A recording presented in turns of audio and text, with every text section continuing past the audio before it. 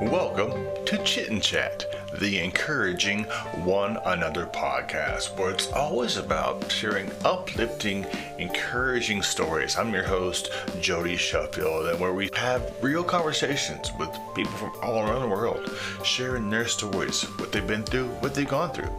My mission for this podcast is to uplift and inspire and to remind people that their stories matter. Everyone has a story, and in a world filled with noise and negativity, this place is for honesty and to share hope and human connection with real stories. We shine a light on good and celebrate resilience and encourage one another to keep going. This world needs more encouragement, more kindness, more real stories that remind people that they are not alone. So, if you have a story you'd love to share, something you've been through and gone through, I'd love to have you on. Reach out to me and let's get you on Chit Chat. I hope in this episode and every episode you get something out of it. I just want to encourage somebody out there. We have great people sharing their stories and great music as well. You're watching Chit Chat, the encouraging one another podcast. Hello everyone, welcome back to Chit Chat, the encouraging one another podcast. So glad you're back for another fun, encouraging, uplifting show. We got some great music lined up for you and a really fun interview. So sit back and relax. If you're stuck in traffic running errands, this podcast is perfect for those on the go people. And so, welcome.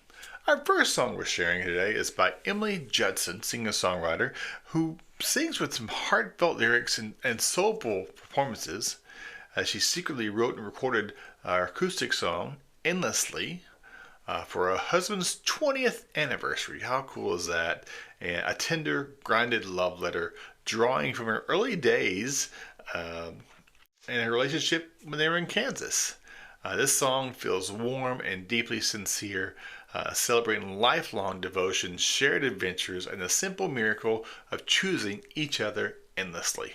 It's a beautiful track that really resonates, and through her music, Emily connects with her audiences by sharing hope, love, and resilience, making her a rising voice in the music scene.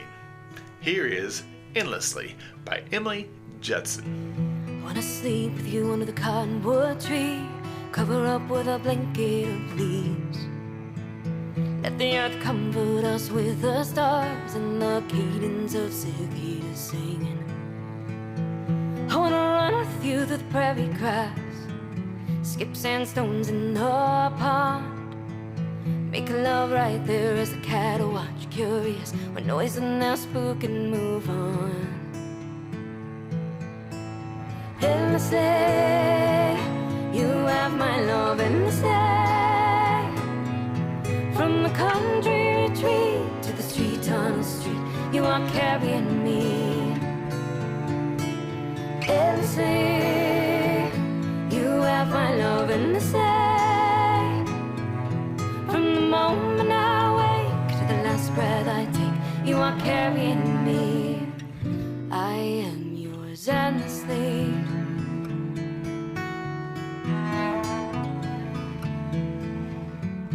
I want a canoe with you at the state lake, paddle channels blooming with white. Press up against you as you kiss me first, as we hide in this city of rocks. Eat wild mint by a babbling creek, laugh till we see if we'll die. Adore your face dappled by the filtered light, as we hike in this forest we lie. Endlessly, you have my love endlessly. From the country retreat to the street on the street, you are carrying me. Endlessly, you have my love endlessly. From the moment I wake to the last breath I take, you are carrying me. I am yours endlessly.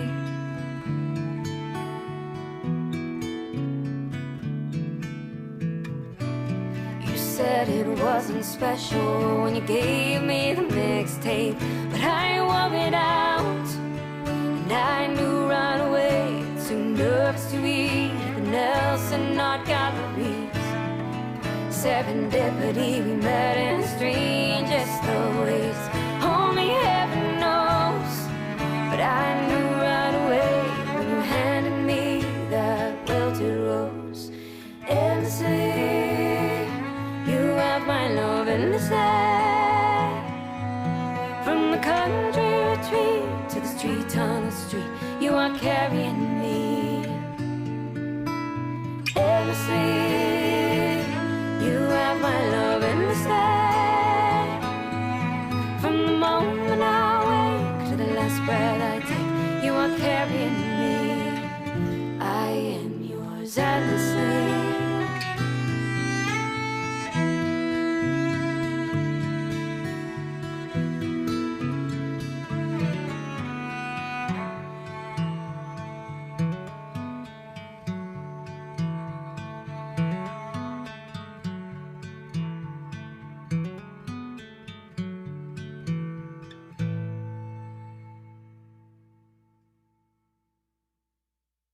We all have that coworker or that relative who thinks they know everything. Well, the Chit Chat Great Escape is ready to put that confidence to the test.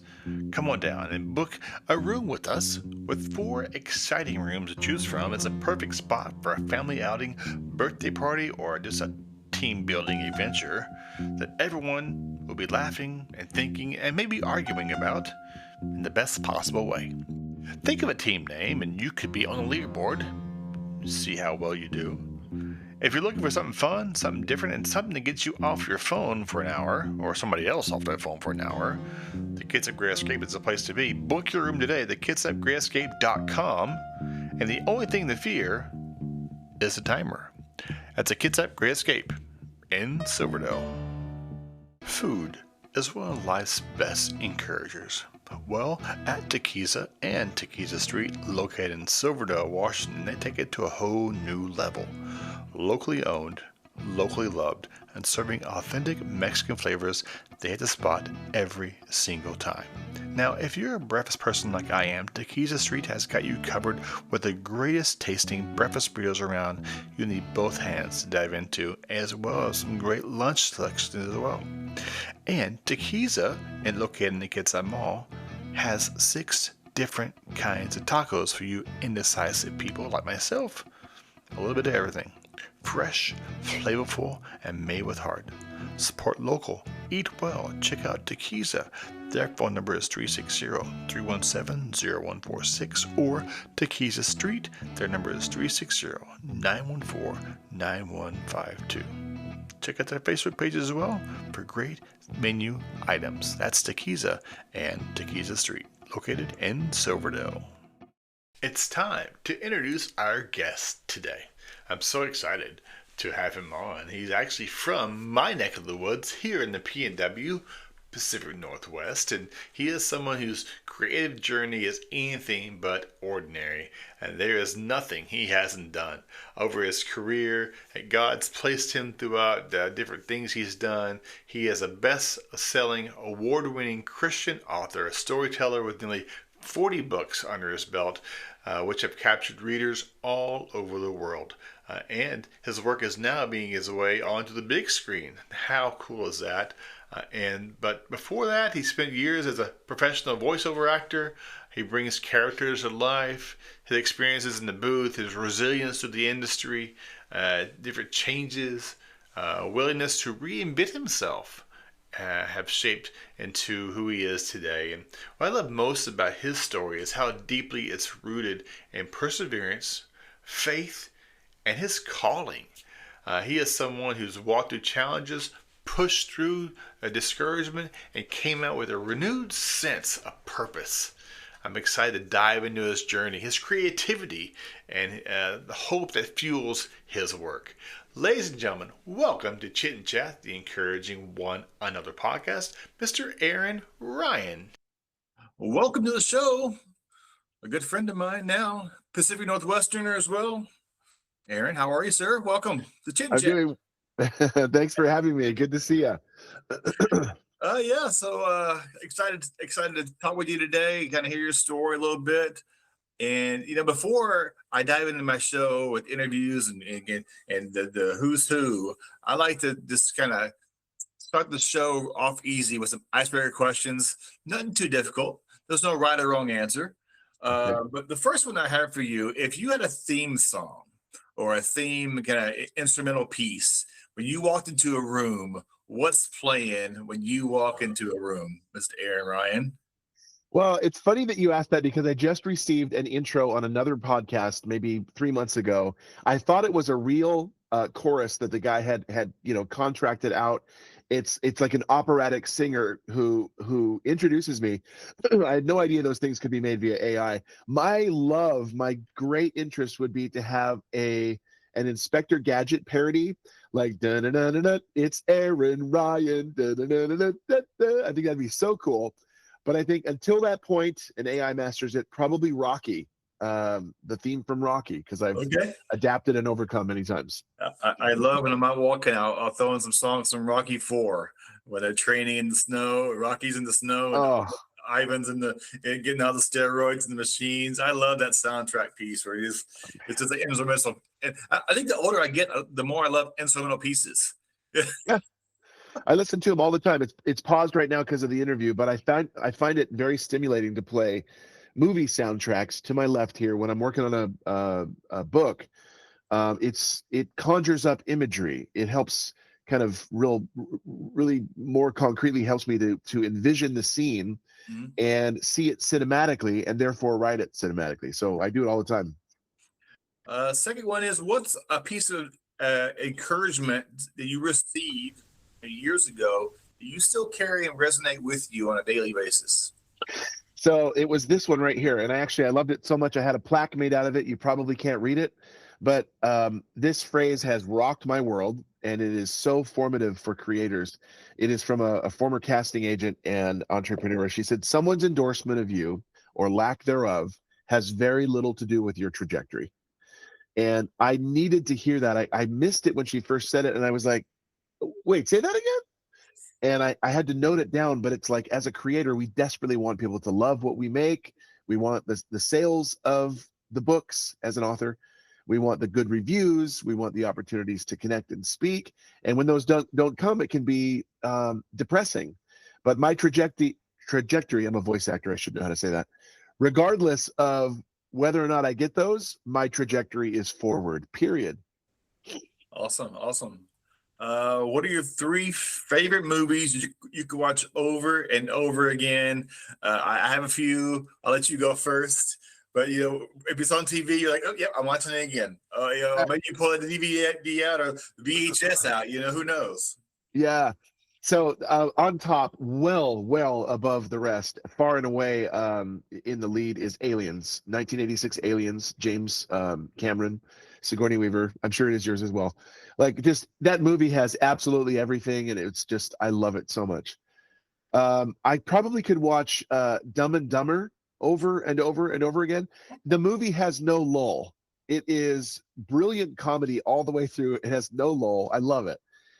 And I really love watching on the dramatic side that is more of a non-sci-fi based. I love A Few Good Men. I could watch that movie over and over again. But there's so many more.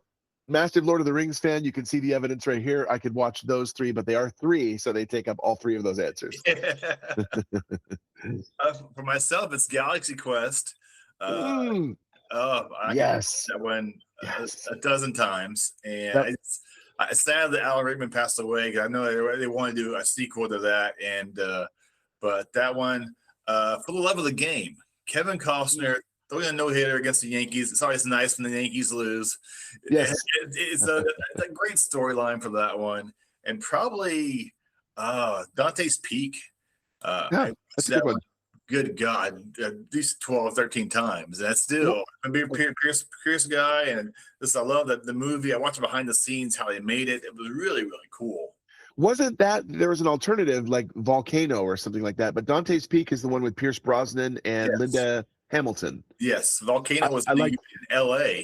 I like that one way better. Yeah, so The realism of having a volcano basis in LA was kind of, yeah, I just love Dante's Peak. It made memories too. My wife and I took her aunt to see it on her birthday years ago. She just sadly passed last year, but kind of memories of seeing that movie in the theater with her and my wife was really, really, really fun. That's great. Do you have a favorite dessert? Oh, I am such a candy holic. So candy is a constant dessert. Runts in particular. I'm just on a runts tear lately, especially the banana ones. But I love orange sherbet ice cream. I love sherbet ice cream, but in particular orange sherbet ice cream. So good. And I have to say, you just took a sip, so I'm going to as well. This is dessert. This is crack cocaine for me. This is the coffee is We'll drink it. Cheers. This is butter toffee coffee with hazelnut creamer, a few mini marshmallows, a stevia, and then the holidays I'll actually put some eggnog in there as well. I like my coffee light brown, and this is it. I just had a little bit of French vanilla, and I call it good. Share a little bit about yourself, where you're from. I know where you're from. Look like it froze for a second. Might not know where you're from. We can about throw a rock at each other. I think you're across the pond and over at Seattle area, correct? Yeah, exactly. Yeah, so I think it froze a little bit. Were you asking where I was from? Yes, you can just kind of. I know where you're from. I said visit Seattle, but you've been here for a while. You lived here a while, or? Yeah, I grew up. So we've gradually migrated west. We head out west. But I grew up in Riverbend, North Bend, Snoqualmie, which is east of Seattle, and it's right like North Bend and Riverbend are really kissing the Cascades. So right as you're about ready to cross over the Snoqualmie Pass, right before that you hit Riverbend. And I love that. It was a small town, and we literally lived in a little bowl indentation in the hillside, and you had to take a real steep drive to get down there. It was very small town minded, like the John Cougar Mellencamp song, and then we just gradually kept migrating more west, lived in Bellevue, Issaquah, finally Seattle, and now south of that. So but this is home, definitely home. Born and raised in Arkansas. Navy brought me here. The wife kidnapped me. That's my story. That's better than mine. It's like I'm the one who writes stories, but I'll take that one. Your career has spanned all kinds of things. I'm going to throw out a few. We'll discuss a couple today, but nod your head or tell me if I'm wrong. But the voiceover work, a wedding photographer, stage performer, musician, producer, rock and pop artist, executive assistant, service manager, paper boy, CSR, poet, tech support, worship leader. Did I miss anything? Yeah, probably. I mean, because the list just goes on and on and on. But yeah. What of all those things you've done, what's 2 or 3, or you look back going, wow, I did that? Maybe it's a short period, maybe it's a long period, but some things you came across and did in your life going, that was pretty awesome. I did blank. Yeah. Well, I loved being a worship leader. I mean, as a Christian in church, there's nothing better than leading God's people into worship.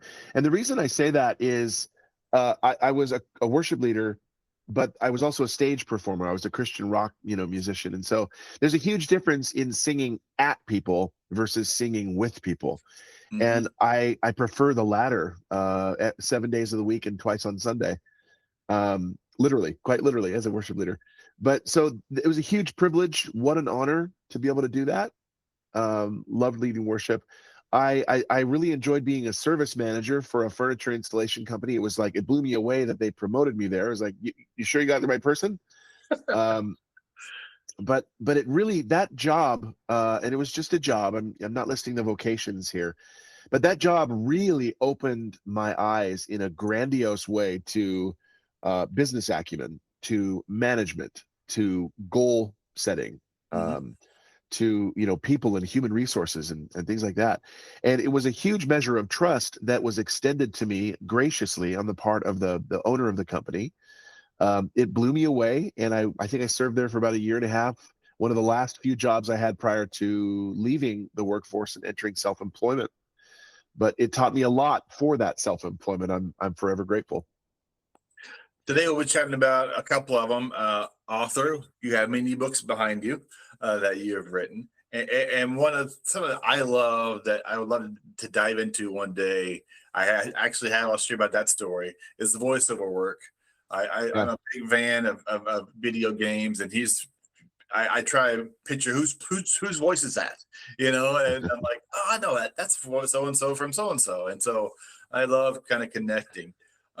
Share your first experiences where you began shaping your creative side in writing, and when was that? When did you get the bug to write? So I have like 3 different origin stories. They're all roughly around the same time, but I was given an assignment in 2nd grade. We all were by Mrs. Walker. Hi, Mrs. Walker. And it just was basically write a little novella. And so I wrote a little novella that was called The Electric Boy. I didn't know what copyright infringement meant at that age. It's a huge ripoff of the novelization of E.T. by Alan Dean Foster. I'm just going to say that. So bring on the lawsuits. But again, I was 7, so plausible deniability. But I wrote it, and I remember using construction paper for the cover, 3-hole punch college line paper, crude stick figure drawings, and I held it in my hands when I was done. I turned it around and showed people the cover, and I was like, look what I did. I wrote a book. Holy cow. It really opened my eyes. Mm-hmm. Very, very a lightning bulb moment. The next one is, I completely forgot about this. My mom showed me some newspaper clippings that she had that was of me in a young authors club at age 10. I had forgotten all about it. There I am in the Snoqualmie Valley Record in the Young Authors Club, and here's my picture, and here's with everybody else. I went, oh my gosh, just propelled down memory lane. And so I'm going, of course I'm an author. Look at that. There's the proof. And then I read The Lord of the Rings for the very first time at at my budding reading ability. Blew my mind. The world building, the robust creation, the high stakes, the character development. It really taught me what you could do as an author. And I was like, I want to do that. So, yeah. And fast forward now, you've written how many 40 plus books? 40 books?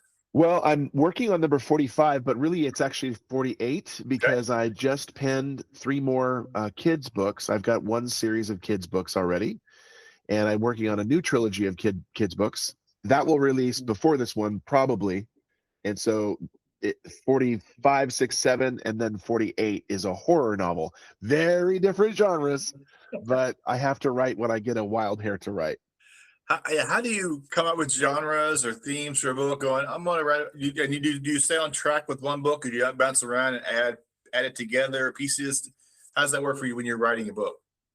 It's a really good question, actually. I've got a few things here, but for those who are joining us visually, this is my latest release. This is the Talisman Saga. This is all 3 books in one hardcover. This one and this one, Nexus and Halcyon, the 2nd and 3rd, the finale. Oh my gosh, the hardest books I've ever written. It was sincere writer's block for this one right here. Mm-hmm. And so I had to take an off-ramp from the fiction highway. I do that when I'm having trouble with a fictional novel, and I will get an idea for a nonfiction book. In this case, it was something I say to my boys, you are my whole earth. And it's actually, you can see it right behind me right here. Mm-hmm. I decided, I'm having so much trouble writing this book. It's a fictional novel, so why don't I do what comes naturally, take an off-ramp, take a breather, write something that I'm far more passionate about, which is my sons, and that just, your fingers flow, mm-hmm. Your mind just works, and it reminds you that you can actually do this, see, these still work, and this still works, and this still works. So I do get a compulsion to create an image first, a book cover. So I'm an anomaly in that regard. I like to reverse engineer my books. I come up with a compelling cover, and then I want to write a compelling story to match that compelling cover. Most people will get the idea for the story, they'll write it, and then they'll create the cover. For example, the current work in progress is called Blood Echoes, and the tagline for Blood Echoes is twins always finish each other's sentences, even in prison. right? That came from a dad joke flip calendar. That tagline that gave me an idea for a story, and so I was like, okay, create the cover, and then I'll create the story to work back that way. But Oh, yeah. yeah, follow the breadcrumb trail. My wife is a huge reader. I am not an avid reader. You know, I do devotions. And she can visualize the character and the scenery. It's hard for me sometimes. You know, I think I read one book, In the Line of Fire, with Clint Eastwood. That movie, he's a Secret Service, and when I watched it, going, this is not anywhere close to what I envisioned. You know, but I read it front to back. I was out at sea in the Navy, and so. I don't read a lot, but I'm trying to get a little better in that. Just kind of visualize the different sceneries, and it's amazing how people can just do that and pull out ideas and go. Like last night, I'm working on your interview, and I just got a mind block. I was tired. Maybe I was like, I get up this morning going, oh yeah, I just felt refreshed. Like, oh yeah, I can do this and answer this, and so. I feel you with the writer's block and even the podcast block too sometimes. Oh, absolutely.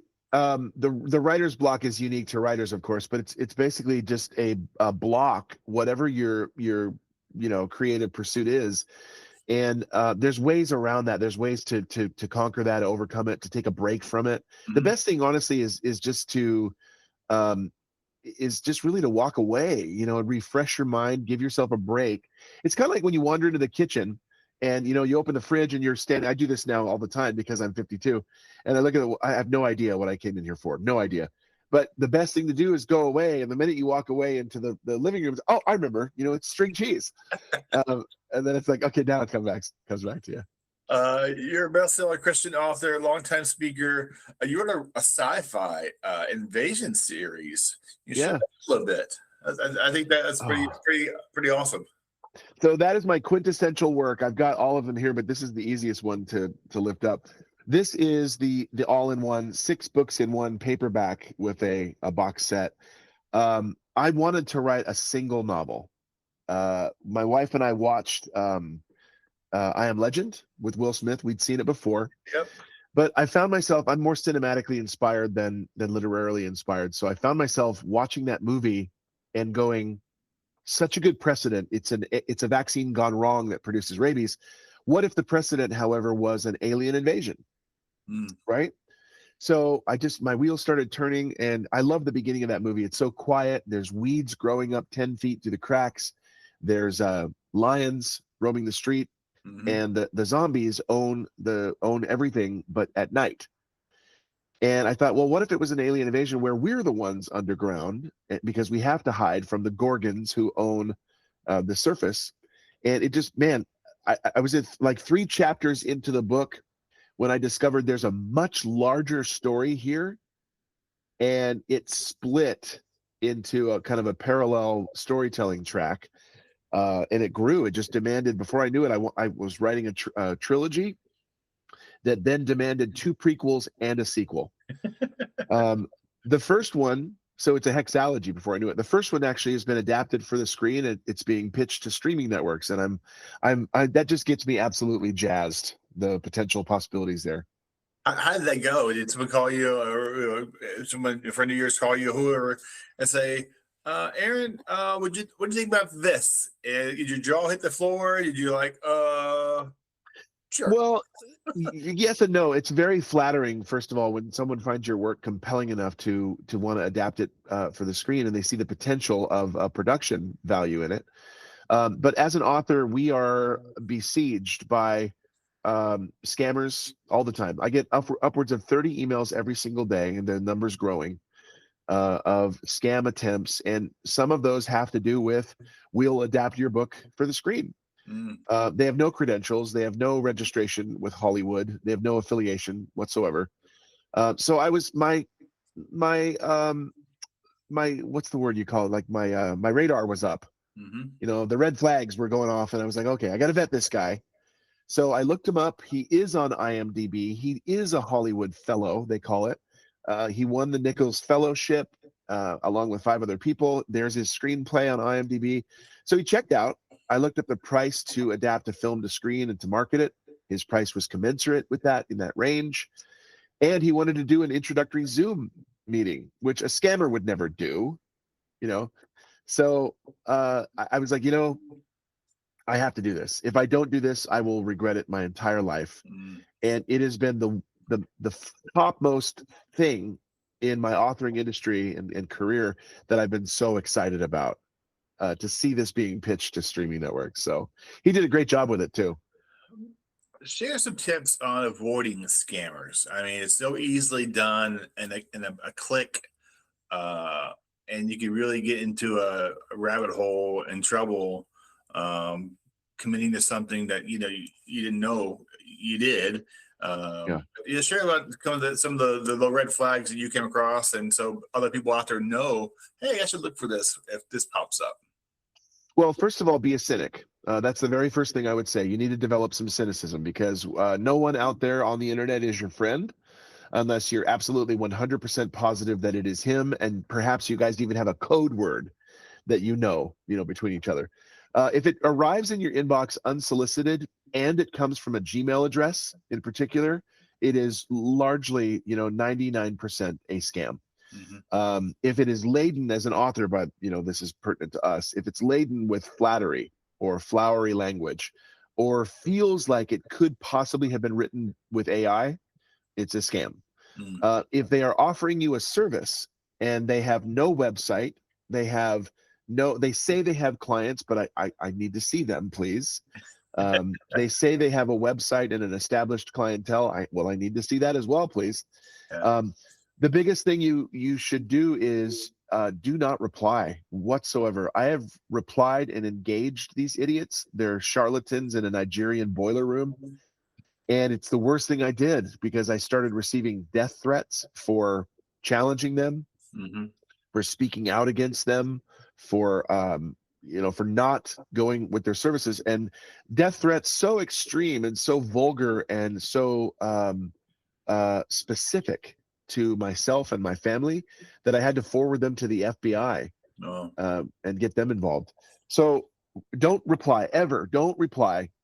Look for Gmail, look for flowery language and flattery in the email, and just if it's a publisher, if it's a book club, as an author, we get these book club emails. Hey, we want you to be part of our book club. There's a nominal fee. Book clubs won't charge you a fee. I'm a literary agent. I can represent you. There's a nominal fee. Literary agents won't charge you a fee. I'm a publisher. It's always about money. I'm a publisher. We can get you great exposure for a nominal fee. If a fee is involved, run. It's all about money, always. Yeah. I did some research, watched some of your videos. I love you to just try to break down structural integrity and share about that a little bit. I was really impressed. I like that. When I saw it, I'm like, oh, I gotta bring that up. That's pretty awesome. Yeah, well, so I see things as an author and a voiceover artist. As a voiceover artist, I am entirely dependent on someone enjoying my audition enough to cast me. It's completely out of my hands, other than just simply doing the best job that I can. Same thing with authoring. All I can do is write a good book that I like and hope that other people like it as well. The rest is absolutely out of my hands. Now, you can promote and you can market and you can bolster your image and put yourself out there, but it really is dependent on, the results are largely out of your hands. So that can be depressing. It can be deflating. You could have written the very best book in the world and no one will read it. And that's saddening. It literally hurts your heart. You have to have more structural integrity than those slights or those insults or whatever. And I love sharing the story of the Lucky Bill. I think it was World War II.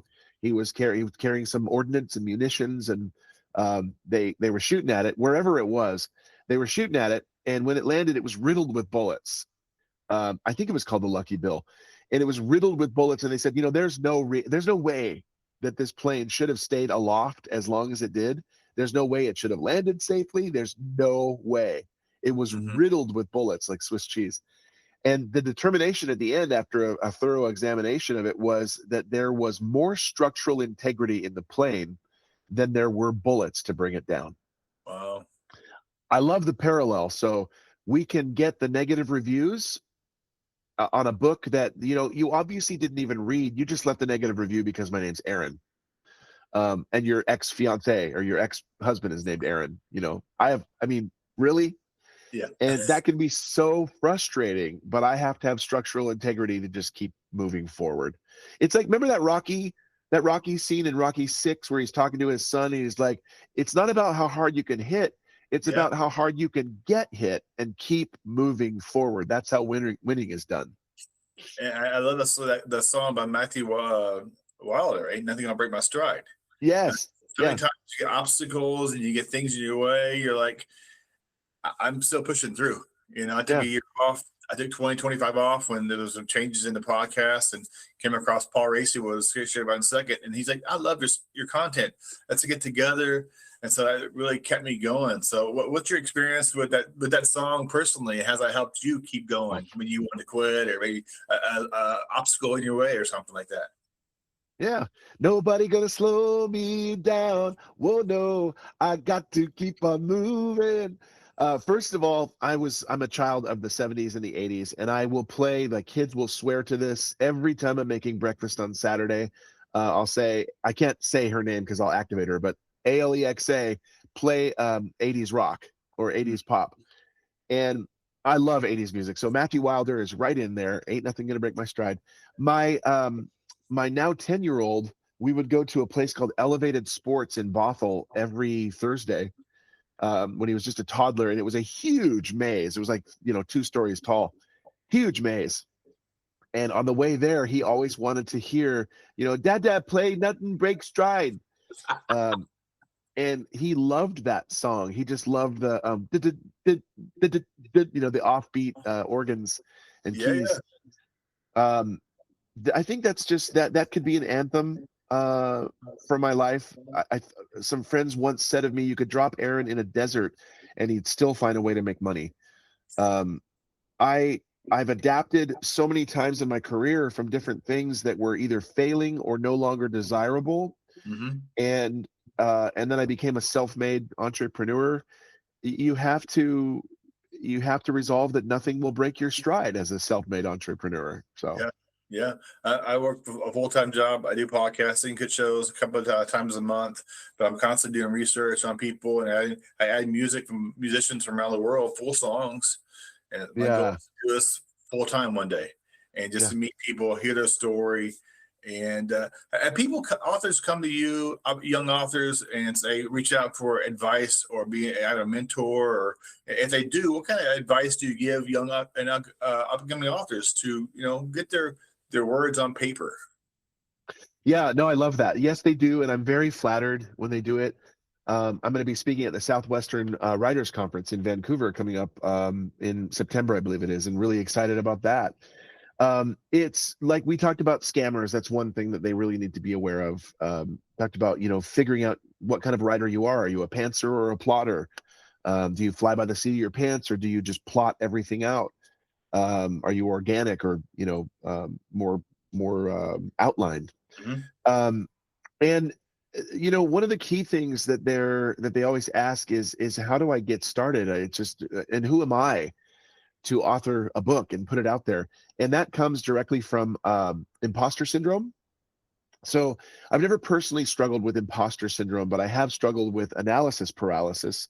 And a lot of people, there are people I know that just they want something, they're excited about it, they want to do it, but they get stuck in all of the schematics of it, of analyzing it and overanalyzing it and chewing on it over and over, when really you have to just be Nike and just do it. Mm-hmm. Get out there. Like actually Paul Racy, one of my favorite phrases that he's said of me, and that there are many, he's warped the titles of virtually all of my songs, and I just love it. Like Scarlet was a song I wrote. He loves to call it Harlot, because he's just that's Paul. But he said, you're too stupid to think you can't do it, or you're too stupid to think you can't do something, or something like that. And I love that. It feels like a dog with a bone, and dogs have courage, and they go out and they just do whatever it is. Be a dog. Ruff, go out there and have the courage to at least try. It's a wide running river, and there is a current, but you have to at some point decide to, that whole, poop or get off the pot phrase. You've got to put your toe in that running stream and see how it feels, and then go further and see how that feels, and see how that feels. And then before you know it, you learn how to swim. My sister-in-law, Tori Dees, just finished writing her book. I don't want to say the name because I don't want to. It's a word, and then I don't. I'll message you the word, the book. I just can't remember the name off the top of my head. But she just finished writing a book. And for someone who's just finished writing a book, and what are some final stages in getting it reviewed and published? And either the traditional publishing or self-publishing, or what's the best way for someone to get their book out and to be heard and for people to hear it, read it? That's such a great question. And it's the conundrum that everyone faces. Do I go with a trad pub, which is a traditional publisher, or do I go self-publishing? If you're an entrepreneur and you thrive on freelance, go self-publishing. I highly encourage you to go self-publishing. If you can't wait, if you're impatient, if you struggle with impatience, go self-publishing. The reason for that is as a self-published person and an entrepreneur, I have so much more creative control. I retain all rights to what I've created. I can choose my branding, my marketing team, my editing team. I control the royalties. I can command higher royalties. There's that part. If you struggle with impatience, go with self-publishing, because a traditional publisher, man, much quicker time to market as a self-pubbed author. So traditional publishers, man, I'm working on book number 45 that I'm going to put out. If I was traditionally published, I think maybe half of those would be out by now. And I've been working on this for years. Maybe even less would be out by now. They just take a longer time. So decide traditional publisher or self-publisher. Decide what kind of writer you want to be. Do you want to be more organic and see where you go? And if that doesn't work, Command Z your way out of there and then redirect. Or do you want to be more like outline every single thing and go with bullet points and flow charts and all that stuff? Figure out your branding right away, because I love Oscar Wilde's phrase, be yourself, everyone else is already taken. The world doesn't need another J.R.R. Tolkien or Tom Clancy or Michael Crichton or James S.A. Corey or Suzanne Collins or Marie Lu, any of those, Madeleine L'Engle, Tolkien. They don't need it. They need you, because you have a unique voice and you are the youest you that anyone will be. Be you, be your own voice and bring that to the market. So there are some things to consider. My 2 daughters went with my wife's sister, and they're both photographers. We went out and did some photo shoots for the cover of the book, and it was amazing. It went way out in Port Townsend. It's kind of foggy, and so I love covers of books. I like some of yours. It's pretty awesome. But it's so cool how they kind of just made the cover just kind of pop. It was really, really cool. Let's get your thoughts on AI. I talked to some musicians over the years, over the past few months.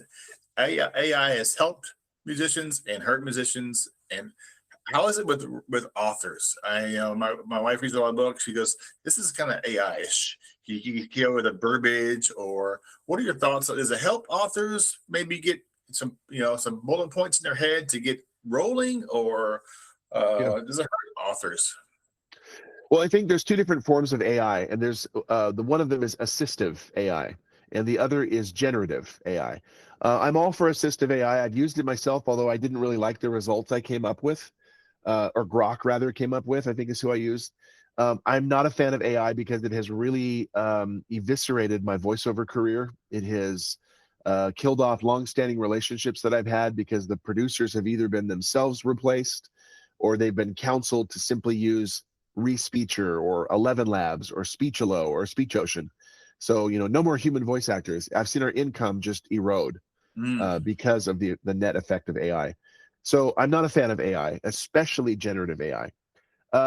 AI also, in the authoring industry, it pits authors against authors. You wrote this with AI. No, I didn't. Yes, you did. And M dashes are a dead giveaway. Bullet point style writing is a giveaway.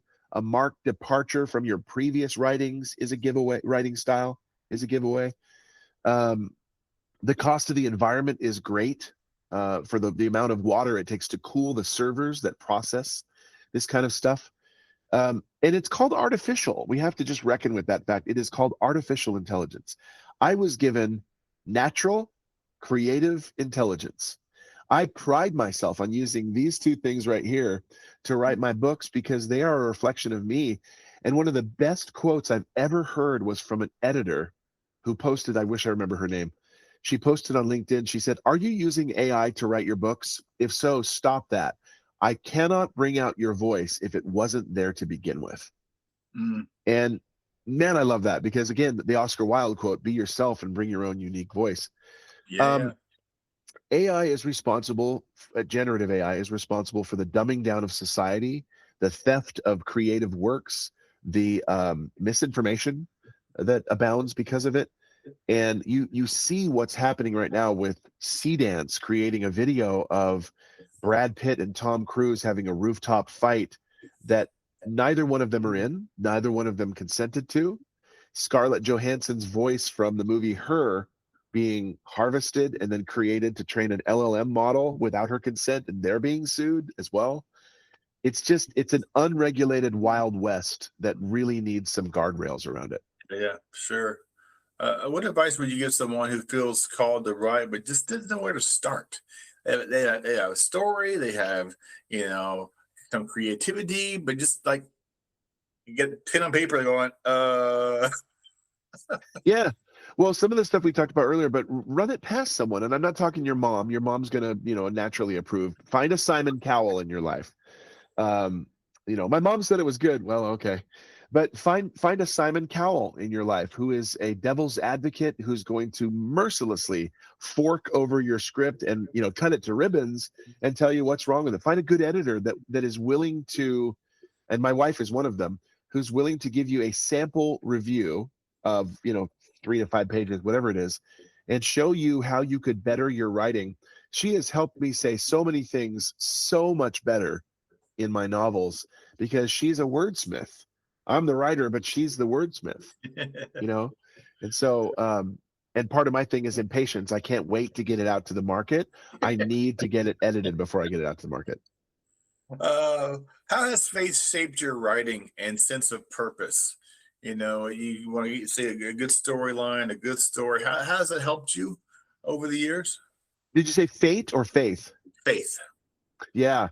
Well, faith. So I'm a Christian, and that is going to come out naturally in my writings, not necessarily overtly, as in faith, as in the strictest sense of the Christian meaning of the word, but maybe it takes the iteration of hope, which is synonymous with faith. So in Dissonance, I like to call Dissonance my covert Christian saga, because there's a character who gets saved at the end. There is a character in here who has leapt from this book to different books in my library. Her name is Pastor Rosie Campion. She's Mexican. She's a Latino septuagenarian, and she's filled with faith and wisdom. And so she's in Dissonance, but she's also in the Slide, Forecast, the Phoenix Experiment, The End, the Talisman series. She keeps popping up, and you're like, I know you. She's the representation of faith. But here's the starkest example. So actually two, and I'll try to be really quick. The End, I was never called to write any of these. I wanted to write them. Okay. But I was literally called to write The End Christian Dystopian Saga, You Are My Whole Earth, A Daddy's Love for His Sons, and God Is Not Santa, a prayer guide. Not a guide, but a book on, a stronger prayer life. I was never called to write anything except for those three, and I really felt called by the Lord to write them. When I wrote Dissonance, I do incorporate marginal profanity. I do want verisimilitude and gritty reality, but I'll never use the F-bomb, ever. I'll never take the Lord's name in vain. I don't use, graphic drugs, sex, bullying. I don't need it, and my readers don't need it. Mm-hmm. But I was really convicted. About even just saying S-H-I-T, when a Gorgon is going to come eat you, you don't go, oh, shucks. You might say something else, a little bit more colorful. Yeah. So, yeah. But I was convicted by it. So I wrote an afterword that said, man, I'm sorry if you know me, if you're a Christian and I'm a Christian and you know that, I'm sorry. I wanted verisimilitude, but this was hard for me to use this. And I want you to know that I was convicted by that. My kids are going to read it someday, Yeah. And Dad, didn't you tell us not to swear? And my out is like, well, I didn't. The camera did. The character did. So I'm innocent.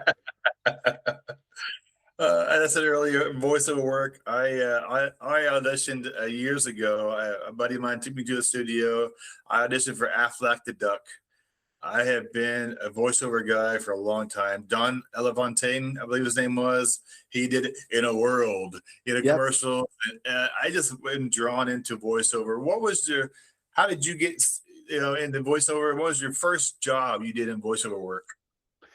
Well, it was doing voice greetings, voicemail greetings for people on the side. It was fun, but I got into voiceovers accidentally back in '93.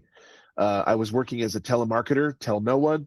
I worked at a company calling businesses on behalf of the local radio station and selling them PSAs, so public service announcements that the business would then sponsor, right? So we'd say, hey, Jack, hey, it's Aaron Ryan calling on behalf of KPLZ. How you doing? And the first thing they say is, oh, what did I win? And so they always do that. But then we read them a sample of the copy, for instance, encouraging parents to use a kid code so that they're to prevent child abduction. Mm-hmm. Good sound advice brought to you as a courtesy by Joe's Plumbing. For the very best in plumbing, call blah, blah, blah. And so I would read them the copy, play a little sound bed, through a cassette tape piped through the phone. And I read it to someone and they go, that sounds great. We'll buy, but only if you read. And I was like, oh, hold please. He wants me to read. Can I read this? And I had to ask the manager. But man, I got into the studio. I slapped the headphones on. I read it. I heard myself coming back to the cans and went, I like this a lot.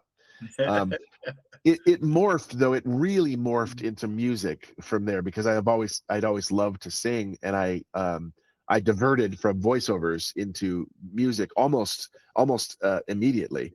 Okay. Released my first album in '97 and worked with Paul on that album.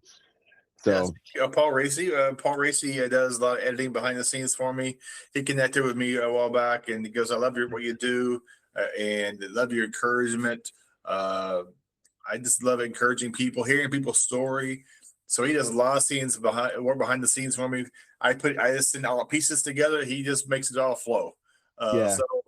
And he's doing getting on his radio station pretty soon as well. And so share your experiences with Paul Racy. We'll give him a little shout out as well. Oh my gosh. I'm sure he's watching. Yeah, he'll see this when he edits this as well. The duration of this podcast just elongated. Like it's elastic so much. I have so many fond memories of Paul. It sounds like he's dead. This is not an obit. I love Paul so much. He's the brother from another mother. He is such a dork. And I love that because I am as well. And you can have these conversations that you attempt to be serious with all sincerity. I want to have a serious conversation with you, Paul. And right in the middle, he can completely disarm all sincerity that I've built up to that point, and just with one liner, one little silly, one dorky one liner, and it's gold. It's comedic gold. I've seen him on the stage in Italy play guitar like nobody's business.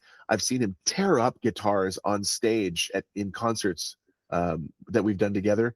Sorry, I just flipped you off. I've seen him go before a live audience and do live comedy and do it well. I love how he relates to people. I love the jack of all trades that he is. And I love having him in my life. I said earlier, maybe off camera, that I don't have a good relationship with my older brother. And God repays you for the years that the locusts have eaten. God over and abundantly repaid me with Paul. He's the older brother from another mother that I love with all my heart. Love him to death. Love you, Paul. Mwah! Yeah.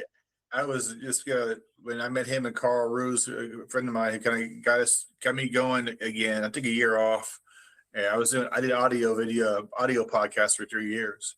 And podcasting has really helped me slow down a little bit. I'm from Arkansas. I talk really fast, so over the years, it's kind of helped me slow down a little bit and think and process. But it was so hard doing interviews audio. I couldn't see when you're breathing, you're thinking. But Paul said, we can do this Google Meets, try it this way. And so much better seeing faces. And breaths. And so I really thank him for kind of getting me back on the rails. And I've done over 150 shows podcasting and meeting people around the world. So thanks to him for kind of pushing me back on the tricycle, if you will, and said, hey, go for it. I'll help you out if you need help. I'm going to call him, I'm going to give him a word that maybe just came to me. I've heard it described to other people, but Paul is a kingmaker. Paul makes kings, and he has, Paul knows my story. It's not sunshine and roses. We all go through different things, and Paul has stuck by me on both sides of the divider line, the omnibus or the Rubicon, I guess is what it was. And he is a kingmaker. He comes alongside and he takes the knowledge that he has and the drive that he has and helps you whittle away the things that you don't need and shave it down to a nicety and give you this presentation that, like, when I did Servant, an album in '94, it was a commercial success, but not an artistic failure. It was good. But Captive, Paul produced as the producer on that album in 2010, and that was not a commercial success per se, but it was an artistic success because Paul was at the helm. And my latest CD, probably my swan song CD called Human, he was a huge factor in helping me to really narrow down what I wanted to do and perfect it. And he helped make me a king through so many processes in my life. That's what he does. That kind of goes to my next question, and you've already my answer. Who's encouraged you or inspired you throughout your career? I'm guessing Paul, probably your wife over the years. Any other people who come beside you, send you some words of encouragement, or say, you know what, that was you were a knucklehead, kind of called you out. People in your life to really kind of give you a motivation to keep going, not to quit. Folks like that in your life? No, just Paul.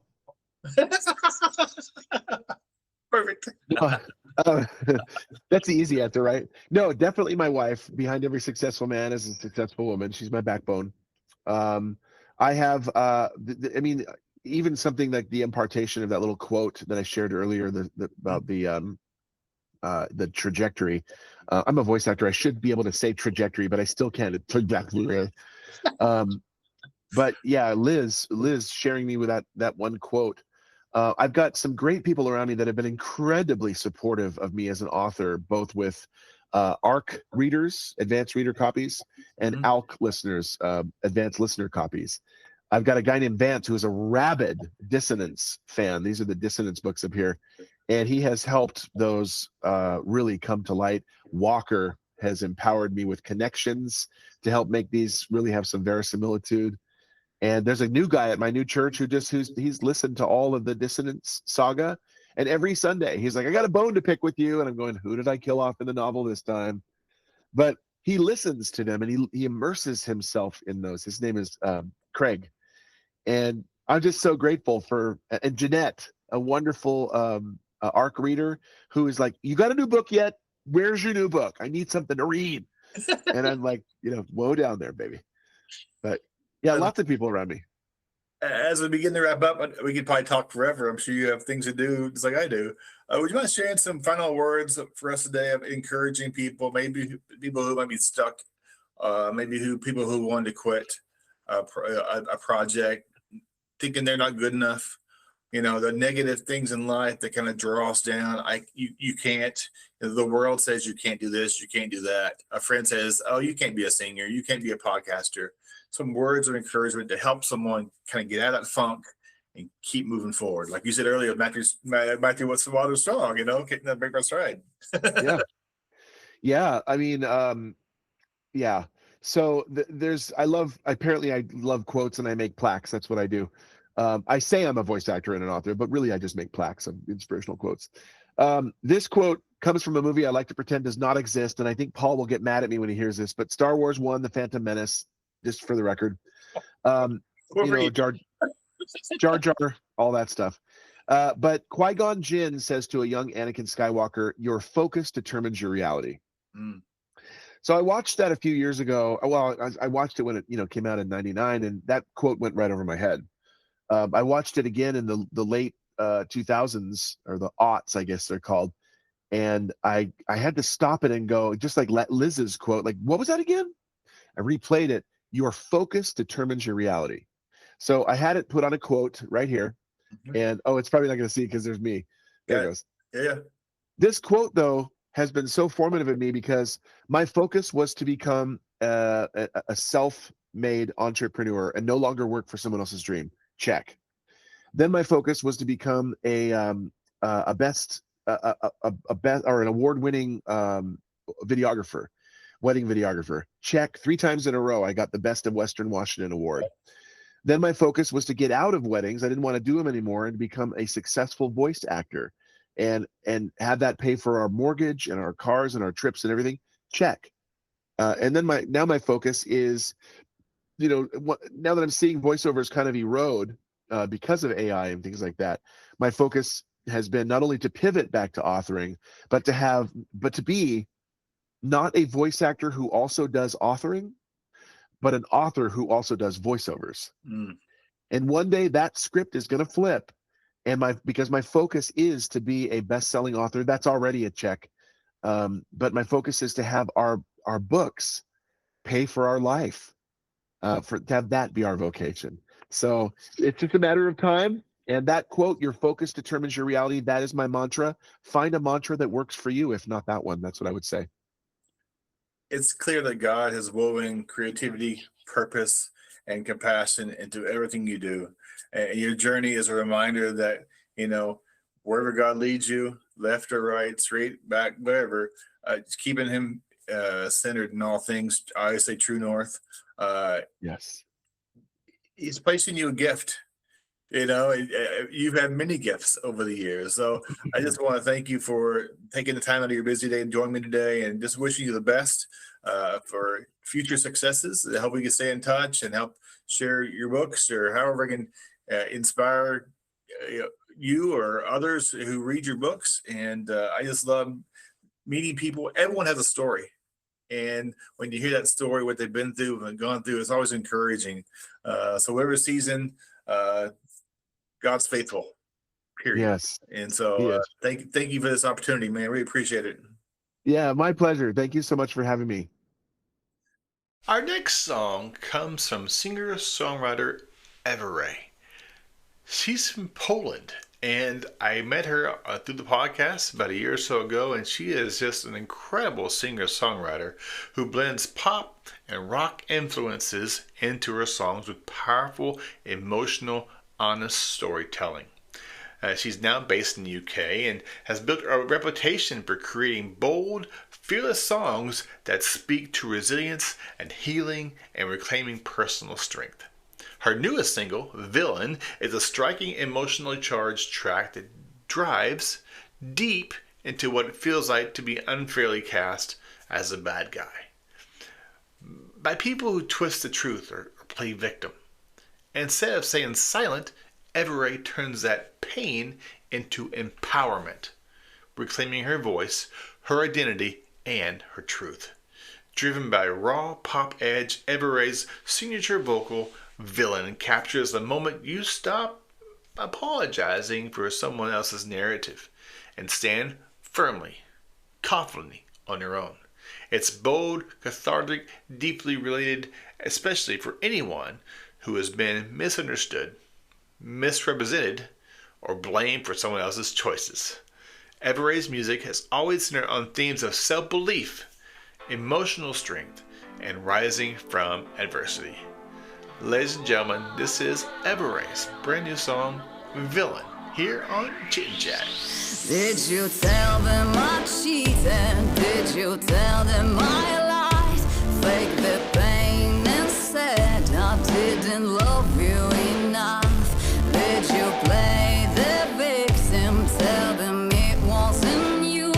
Played your part so well that they feel sorry for you. Oh, did you twist the story? Put yourself in your glory. Must be hard to remember the lies. I'm a villain in your story, and a hero in someone else's. Why the hell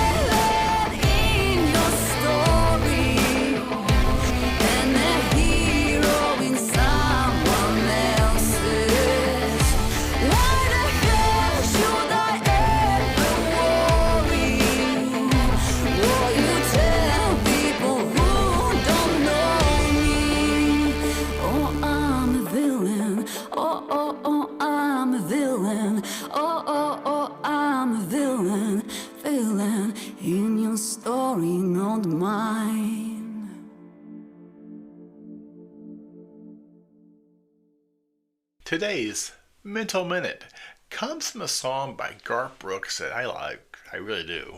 When You Come Back to Me Again by Garth Brooks. And so this song has a great line I really like. There's a light that leads you home. Now, that light is more than just a symbol. It's a lighthouse. And in faith-centered views, the lighthouse represents God himself. A steady, wavering guide. A presence doesn't move, doesn't dim, doesn't disappear. No matter how stormy the waters get around us, a lighthouse doesn't chase the ship. It doesn't shout. It simply stands firm and shines. That's exactly how God guides us. Even when we drift, even when we lose our way, even when life feels dark and confusing. As I read through the comments of people, there were so many people who it helped them deal with situations, grief, uncertainty, seasons they faced. And that light was pulling them back toward peace, back toward clarity. The song reminds us that faith doesn't remove the storms, but it gives us something to steer toward, something consistent, something true. So if you're listening today, if you're praying for direction, if you're waiting for God to show you the next step, remember this: the lighthouse is still shining. God's light is still guiding. And no matter how far you feel drifted, you are never beyond his reach. He will find you, and God will lead you one step at a time home. This is your Mental Minute, a reminder that even in the darkest night, the light of God still shines. Remember when we didn't need an algorithm to tell us what to listen to? We would just put on an album, listen to the whole thing front to back, no skipping. And somehow we survived not having music crammed down our throats by corporate algorithms. And we listened to songs that didn't suck. We found deep tracks, weird tracks, the ones that radio never played, and we learned every single word. Now, it's just the same 12 songs on repeat forever. So I'm building something different. XWPM Radio, a station for people who remember what music actually felt like. Deep cuts, B-sides, the stuff you forgot you loved. I'm getting ready to launch this on Kickstarter. So if you're tired of being force-fed the same playlist, go to xwpmradio.com/founding and join the team. Welcome to XWPM Radio, Beyond Radio.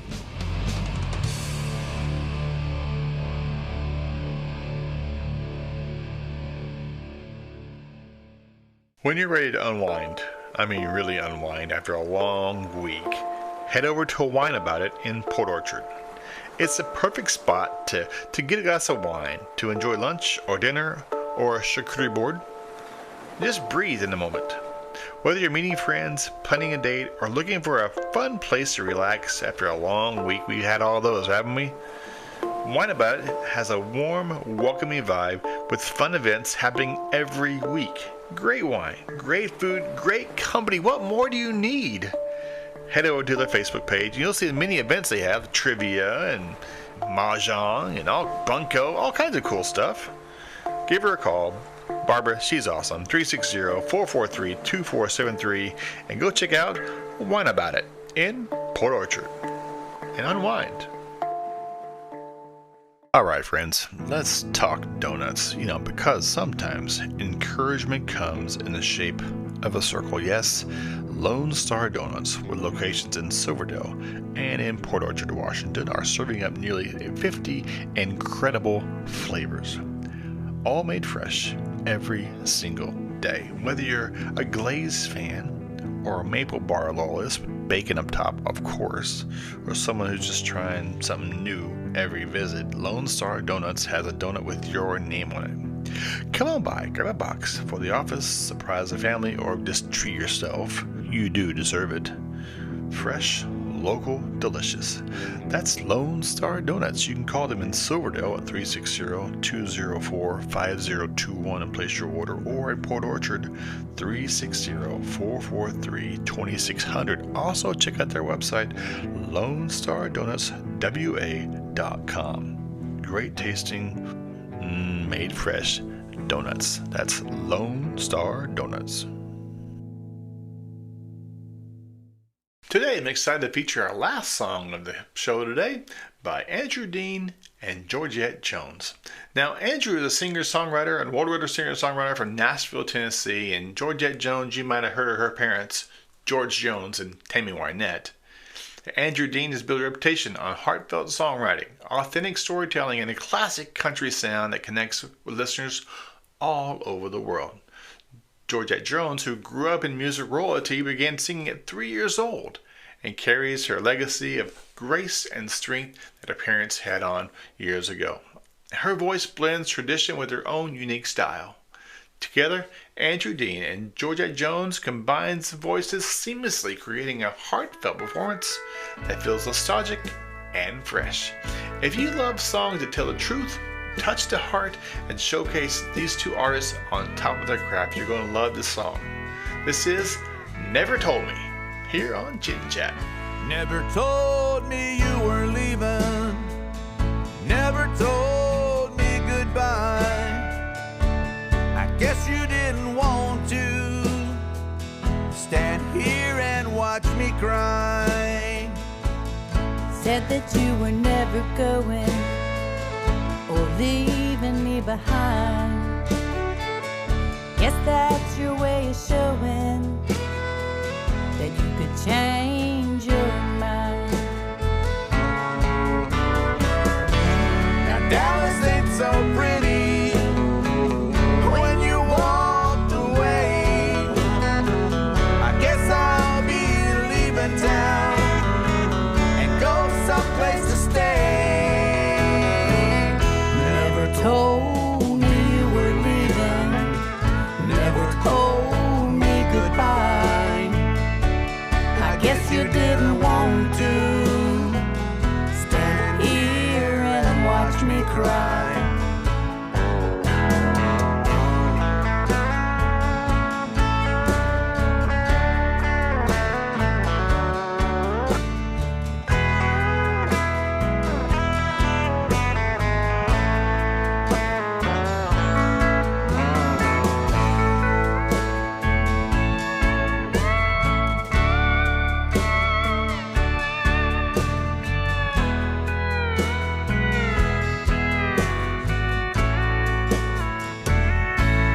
When you come back to town, I won't be around. See, my heart is broken on words and lies not spoken. I guess you had to be there when you went walking away. I couldn't really feel a thing. There's no reason to stay. You never told me you were leaving. Never told me goodbye. I guess you didn't want to stand here and watch me cry. I guess you didn't want to stand here and watch me cry.